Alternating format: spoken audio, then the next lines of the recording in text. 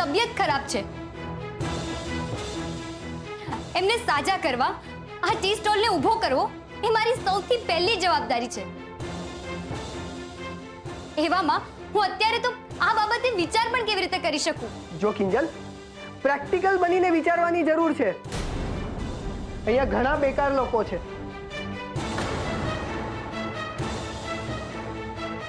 સંભાળી લેશે તારા પપ્પાને અને એમના ટી સ્ટોલને.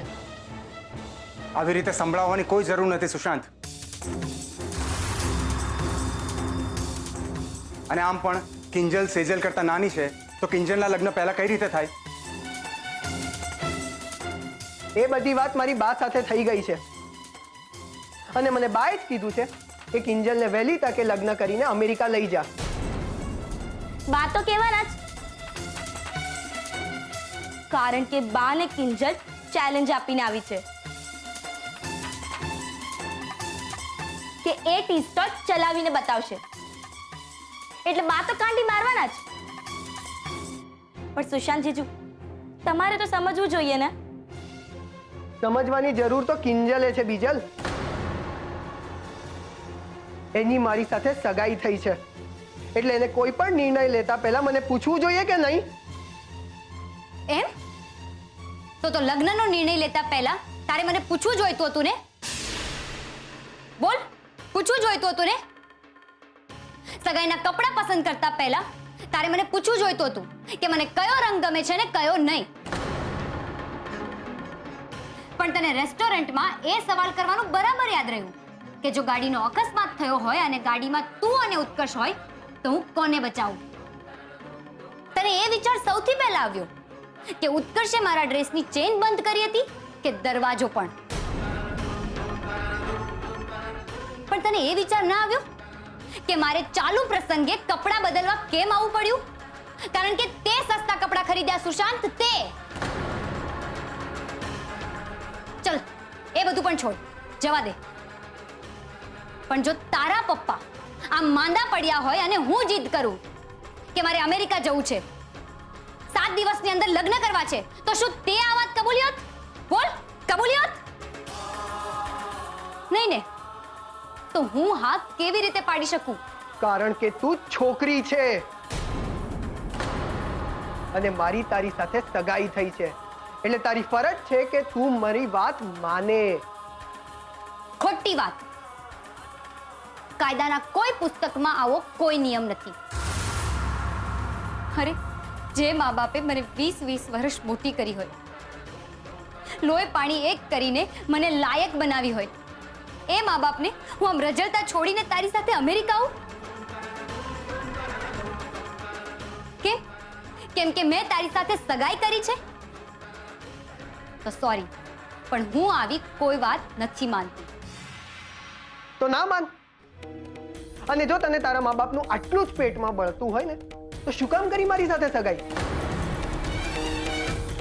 તો શું કામ પહેરી મારા નામની વીંટી?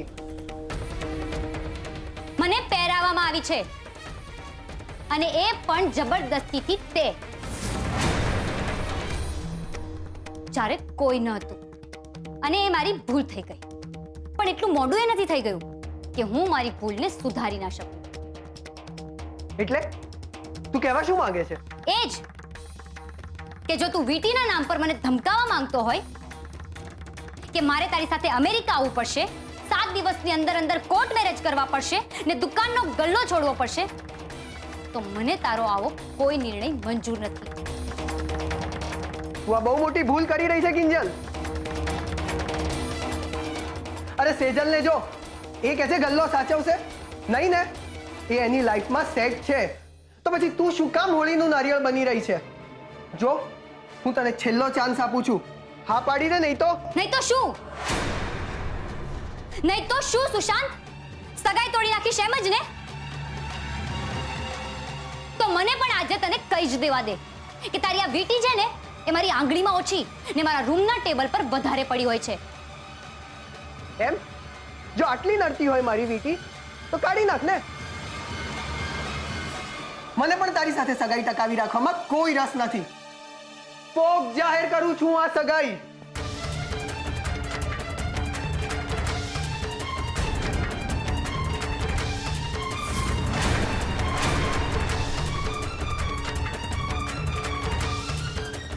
હવે બેસી રહેજે તારા પપ્પાના ગલ્લા પર અને કરતી રહેજે ચાની ઉઘરાણી. મને પણ તારા જેવી જિદ્દી છોકરી સાથે જીવવામાં કોઈ રસ નથી. જ્યારે જોઈએ ત્યારે મારા પપ્પાની ચાની દુકાન, લાઈફમાં કરિયર, પ્રાયોરિટીઝ કોઈની સમજ નથી. Shut up! Shut up! બહુ થઈ ગયું. બહુ બોલ્યો તું. પકડ તારી બેટી.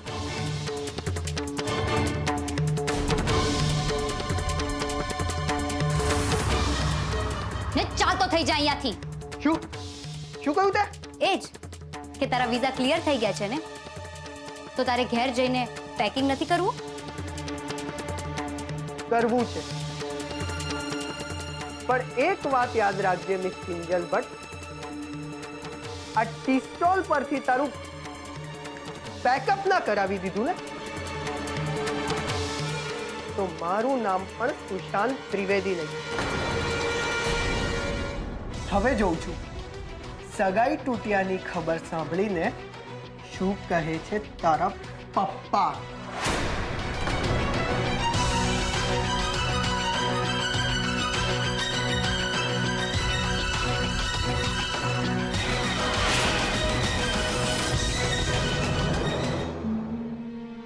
સગાઈની વીંટી? હા, કડાવી નાખી મારા હાથમાંથી અને પકડાવી દીધી મારા હાથમાં મેં પહેરાવેલી વીંટી. અને તમને ખબર છે કિંજલ શું કહેતી હતી? કે મારા પપ્પાને મૂકીને, મારા ટી સ્ટોલને છોડીને હું અમેરિકા નહીં આવું. અરે પપ્પા છૂટતા જ નતા તો શું કરવા કરી સગાઈ મારી સાથે? મીરા આંટી, આજે હું મોહન અંકલ સાથે વાત કરીને જ રહીશ. સુશાંત કુમાર, હાથ જોડું છું તમને. કિંજલે જી કઈ કર્યું એના વતી હું તમારી માફી માંગુ છું, પણ તમે મોહનને કાંઈ ન કહેતા. અરે બિચારો પહેલાથી જ રીબાઈ રહ્યો છે. કિંજલ જોડે હું વાત કરીશ, અરે એના જટિયા ઝાલીને તમારી પાસે લઈ આવડાવીશ. તમારા પગ ધોવડાવી ઈ પાણી હું એને પીવડાવીશ. પણ મારા મોહનને કહેવાનું રહેવા દો. હા સુશાંત કુમાર, માની જાઓ ને વાત. થોડા શાંત થઈ જાઓ ને. શું શાંત થઈ જાવ? અપમાન મારું થયું છે, ટાઈમ વેસ્ટ મારો થયો છે, સગાઈ મારી તૂટી છે, તો માણસ ભડકે કે નહીં? અને બા, તમે જ કહેતા હતા ને કે કોર્ટ મેરેજ કરીને કિંજલ જોડે ઉડી જા. તો આ વાતની રજૂઆત મારી સામે કરતા પહેલા તમારે કિંજલ સાથે આવી વાત કરવી જોઈતી હતી ને. હવે એમાં એની હારે હું વાત કરવાની? ભવાનીનો શબ્દ એટલે પથ્થરની લકીર સમજી લો. ખાણ ખાવાનું રહેવા દો બા. સગાઈ તોડતી વખતે કિંજલના તેવર જોવા જેવા હતા. પેલા ફડતુસ ઉત્કર્ષ સાથે મારી સરખામણી કરતી હતી અને મને સંભળાવતી હતી કે હું એને ગુલામની જેમ ટ્રીટ કરું છું. અને મારી વાત માનવી એની ફરજ નથી. હાસ તો વળી, કેમ નહીં? અરે બાયડીનો ધર્મ છે. તમે ચિંતા ન કરો જમાઈરાજ, આ ભવાની પર બધું છોડી દો. અરે 24 કલાક પાડેલા કૂતરાની માફક તમારી આગળ પાછળ ન ફેરવું ને, તો મારું નામ ભવાની નહીં. એની કોઈ જરૂર નથી બા, અને કિંજલ સાથે લગ્ન કરવામાં મને કોઈ રસ નથી. આવું ના બોલો સુશાંત કુમાર. ઘણી વખત ઉતાવળમાં લેવાયેલા નિર્ણયનો પાછળથી પસ્તાવો થતો હોય છે. હું ઓલરેડી બહુ ધીરજ ધરી ચૂક્યો છું કાકી. પાસપોર્ટ ઓફિસની એપોઇન્ટમેન્ટ લેવાથી પાસપોર્ટના પાના ફાટ્યા ત્યાં સુધી કિંજલનું વર્તન હંમેશા નેગેટિવ જ રહ્યું છે. એ પછી ટોફેલની પરીક્ષા હોય કે પછી અમેરિકા જવાની વાત હોય, કિંજલને ના કપડાથી વેસ્ટર્ન થવું છે, ના ટેસ્ટમાં સુધારો કરવો છે. એને તો બસ એના પપ્પાના ગલ્લે બેસીને એના પપ્પાના નામના રેડિયો જ વગાડવા છે. હવે તમે જ મને કહો કે જે છોકરી એના જીવન સાથીને ગણતી જ ના હોય તો શું એની સાથે લગ્ન કરાય? જો તમારી વાત બરાબર છે, પણ અત્યારે ભાભીની સામે તો જુઓ કેટલા રડી રહ્યા છે.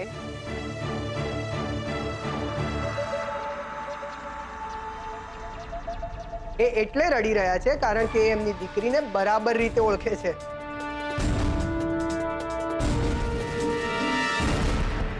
અને એ પણ સમજી રહ્યા છે કે હું જે કહી રહ્યો છું એ સાચું છે. હા પણ સુશાંત કુમાર, તમે જરાક તો વિચારો. અરે સગાઈ તૂટ્યાની વાત જો નાતમાં ખબર પડશે તો જાણો છો કેટલી હોહા થઈ જશે. અરે તમે તો અમેરિકા ઉપડી જાઓ, કિંજલનું શું થાય? અને એનું તો છોડો, એની વાહે વાહે અમારી બીજલ હો રખડી જાય. તો એ કિંજલે વિચારવાની જરૂર છે, મારે નહીં.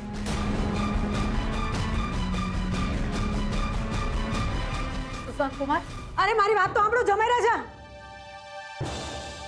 આ કિંજલડીને તો હું છોડીશ નહીં. એક તો પાપ આદરીને બેઠી છે અને હોશિયારી તો એવી મારે છે કે એના જેવું બીજું કોઈ છે જ નહીં. આ તારીફ અને મોહનની ચઢામણીના કારણે થયું છે. ઉડવા માટે પાંખો આપી હતી ને, નાક કાપીને ધરી દીધું હાથમાં. બા, એમને કંઈક થયું લાગે છે. હું હમણાં આવું. ક્યાંક મોહનભાઈએ બધું સાંભળી તો નહીં લીધું હોય ને? આ કિંજલડી મારા મોહનનો જીવ લઈને જ જપશે. હવે સમજાયું કે જૂના જમાનામાં લોકો દીકરીના દૂધ પીતી શું કામ કરતા હતા? કારણ કે એ મોટી થાય ને ત્યારે મા બાપને ઝેર પીવાનો વારો ન આવે ને એટલે. મને એ વિચાર આવે છે કે આ સાંભળીને પપ્પાની શું હાલત થશે, એનો વિચાર કોઈએ કર્યો છે? એમાં વિચારવાનું શું હોય કિંજલ? અંકલને પોતાને ખબર છે કે સુશાંતનો સ્વભાવ કેવો છે. જ્યારે પાસપોર્ટના પાના ફાટેલા નીકળેલા ત્યારે સુશાંતે અંકલની સાથે કેટલો મિસબિહેવ કરેલો, કેટલી ખરાબ રીતે વાત કરેલી. હા, ને જ્યારે આપણા ટી સ્ટોલમાં આગ લાગેલી ત્યારે પણ એ સુશાંતને તારો ચહેરો તો નથી બગડી ગયો? એની ચિંતા હતી, કિંજલની નહીં. ને સાહેબ જ્યારે દવાખાનામાં હતા ત્યારે એમની સગાઈ રોકાઈ ગઈ, એ એમને પેટમાં બળતું હતું. ને ઉત્કર્ષ અને તારા માટે પણ કેટલું વાહિયાત વિચારતો ફરે છે. એક નંબરનો શકી અને કટકટી છે. ને હું તો કહું છું બચી ગઈ તું કિંજલ, નહીં તો જિંદગી બરબાદ થઈ જત તારી એ સુશાંત સાથે લગ્ન કરીને. હું તો તને પહેલાથી જ કહેતો આવ્યો છું કિંજલ કે તું લાઈફમાં બેટર ડિઝર્વ કરે છે. અને પ્લીઝ આવા ફાલતુ માણસ માટે તારા આંસુ ના બગાડ. હું સુશાંત માટે રડી નથી રહી. મને તો એ વિચારીને દુઃખ થાય છે કે પપ્પા શું વિચારશે મારા માટે. ક્યાંક એમને એમ તો નહીં લાગે ને કે એમની તબિયતના કારણે મેં આવો નિર્ણય લીધો ને મારી સગાઈ તૂટી ગઈ? નહીં, જો આવી કોઈ પણ ગાંઠ એમના મનમાં બંધાઈ જશે ને તો વધારે ને વધારે તબિયત બગડી જશે એમની. ને હું એ નથી ઈચ્છતી. જો એવું જ હોય તો હમણાં જ આપણે બધાએ અંકલની સાથે વાત કરવા જવું જોઈએ. અને સુશાંત તો ઘરે પહોંચી જ ગયો હશે વાત કરવા. નક્કી બા પણ ત્યાં પહોંચી જ ગયા હશે. એની પહેલા સુશાંત મરી મીઠું નાખી કિંજલે સગાઈ તોડી છે ની વાત કરે, આપણે એને રોકવો જોઈએ.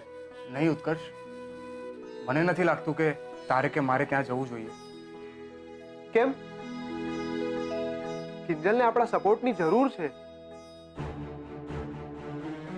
અને તું ક્યાં નથી ઓળખતો ભવાની બાને?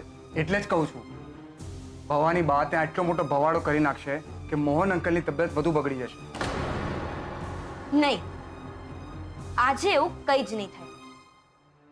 યાદ છે કિંજલ, એકવાર તે જ મને હોસ્પિટલમાં કહેલું કે પરિસ્થિતિ મુજબ રડવું આવે તો રડી લેવાનું, પણ પછી લડવાનું. ત્યાર સુધી લડવાનું જ્યાર સુધી તમારા આંસુ તમારા ચહેરાનું સ્મિત ના બની જાય. તો બોલ, લડીશ ને? તારા સ્વમાન માટે, તારા પપ્પાના શ્વાસ માટે તારે લડવું પડશે કિંજલ, તારે લડવું પડશે. તકલીફ તો થવાની, પણ મારા મોહનને નહીં, તમારા 3 સાપના ભારાને મીરા વહુ. આવા દ્યો એ લોકોને, પછી જુઓ કેવી ખબર લઉં છું. ના હામે લવારા કરવા છે ને, અરે એવી ત્રાળ નાખીશ ને કે મિયાની મીંદડી થઈ અને ખૂણામાં બેહીને મ્યાઉ મ્યાઉ કરતી હશે. એકવાર હામી આવે તો ખરી. બા,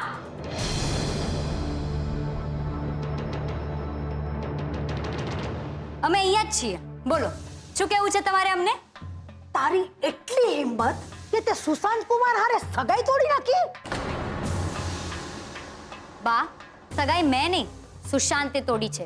અરે સગાઈ કોણે તોડી ઈ મહત્વનું નથી, આ હાથમાંથી વીટી ગઈ ને એની વાત છે. વીટીની હારે હારે ઘરની આબરૂ હો ગઈ.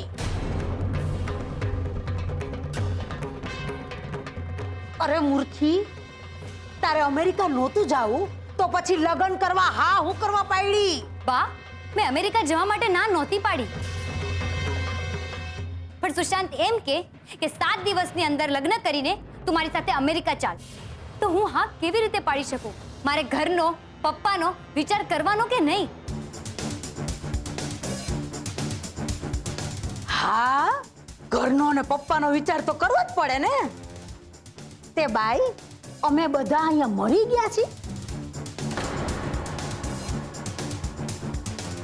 તું અમેરિકા બીજા અઠવાડિયે જાત કે 22માં, એમાં ફરક શું પડવાનો હતો? ફરક પડતો હશે ત્યારે જ તો મેં ના પાડી હશે ને બા. પણ તારી એક નાને કારણે આપણી આખી નાતમાં બદનામી સહન કરવી પડશે, એનું શું? તો હું શું કરું મમ્મી? એ સુશાંત મારી કોઈ વાત સાંભળવા તૈયાર જ નહોતો. બસ એક જીત પકડીને ઊભો હતો કે મારી સાથે 7 દિવસની અંદર અંદર લગ્ન કરીને અમેરિકા ચાલ એટલે ચાલ. જ્યારે પપ્પાની ને ઘરની આવી હાલત હોય ત્યારે એને ફેમિલી મેમ્બર બનીને આપણો સપોર્ટ કરવો જોઈએ કે મને આમ મારી ફેમિલીથી દૂર કરી દેવી જોઈએ? તું મને ઈ વાત કે ને કે આખી જિંદગી ગુલબહારે દુકાન ઉપર બેહી અને અમારું હૈયું ઉકાળવાની છો કે ચૂલા ઉપર ચા? કારણ કે નાતમાંથી તો તારો હાથ કોઈ પકડવાથી રહ્યો ને મારે એવા કોઈ માણસનો હાથ પકડવો પણ નથી બા, જે ખરા સમયે હાથ તાળી આપીને છટકી જાય. અરે, લગ્ન જીવન તો સપ્તપદીના વચનો સાથે જીવાતું હોય છે. એમાંનું સૌથી પહેલું વચન એટલે અમે પતિ પત્ની એકબીજાની ઈચ્છાને માન આપીશું. બીજું વચન એટલે અમે એકબીજાના સુખ દુઃખમાં સાથ આપીશું. ત્રીજું વચન અમે એકબીજાના મિત્ર બનીને જીવીશું. પણ સુશાંતને તો આવી કોઈ વાતથી મતલબ જ નથી. એને તો આ બધી વાત બકવાસ લાગે છે. પણ તમે જ કહો બા, કોઈની કઠપુતલી બનીને ક્યાં સુધી જીવાય? હા, ઈ વાત સાચી. ક્યાં સુધી જીવાય? એક કામ કર, આ સુશાંત હારે તારી વાર્તા જે હતી તો હવે પૂરી થઈ ગઈ ને. હવે એક કામ કર, આરામથી હર ફર 32 ની થા ને એટલે નાતમાં પરનાતમાં જ્યાં ગમે જેવી રીતે ગમે ને એમ સરસ સ્વયંવર યોજજે. પછી બોલાવજે વધેલા ઘટેલા વાંઢા રેઢા મુરતિયા, હે ને?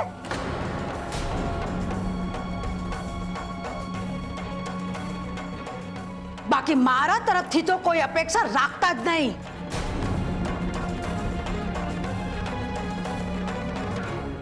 એ વધુ સારું રહેશે બા, કેમ કે સુશાંતના મામલે તમે જ ઉતાવળ કરાવી હતી ને, તો જોઈ લીધું તમારી ઉતાવળનું પરિણામ.